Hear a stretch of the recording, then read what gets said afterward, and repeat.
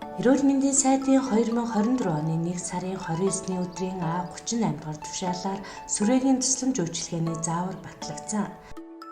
Сүрээг идрүүлэх, халдвараар сэргийлэх, хянах, сүрээгийн эмчилгээг бүрэн төгс хийлгэх үйл ажиллагаанд үйлчлүүлэгчийн чиг үүргийн талаар тус тушаалын 5-2-т 17 тусгай заалтыг тусгасан. Үүнд сүрээ өвчин тархахаа сэргээл шаардлагатай тохиолдолд идэвхтэй илрүүлгийн үзлэг шинжилгээнд орж шаардлага гарсан тохиолдолд хөл хорой тусгаарлалтын дэглэмийг сахиж мөрдөх.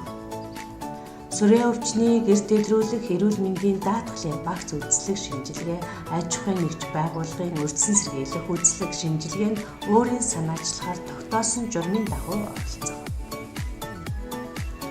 Сүрээтэй байж болзошгүй болон хавтал болсон тохиолдолд өөрөө болон гэр бүлийнхнээс нь урьд өмнө сүрээгээр өвчлсөн нас барсан эмчилгээ хийлгэсэн эсэх талаар үнэн зөв бүрэн мэдээлэл өгөх.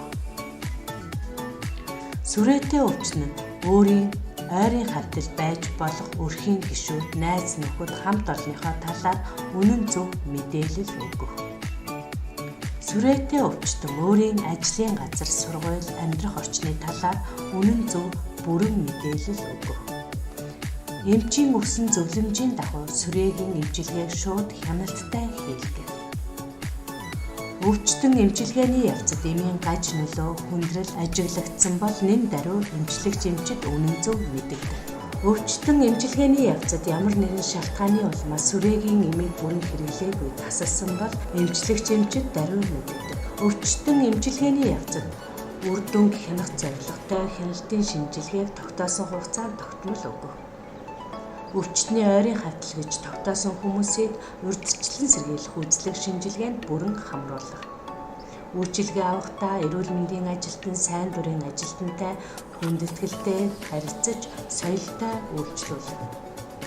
Сүрээгийн эмчилгээний зааврыг чандлан мөрдөж эмчилгээг бүрэн дуусгах. Тохирсон газарт цагт очиж сүрээгийн эмчилгээнд тасралтгүй хамруулах. Сүрээгийн эмчилгээний талаар буруу ташаа мэдээлэл тараахгүй байх. Халдвар ялгаруулж буй хугацааны туршид амны хаалт зөв, цэр нусаа ил задгаа хаяхгүй бусдын өөдөөс харж ханиач найтайхгүй байх.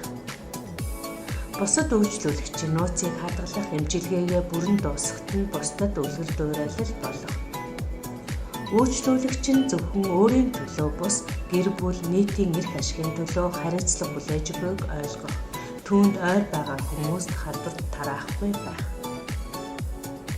Уян сэтгэл өрхийн эрүүл мэндийн төв 2024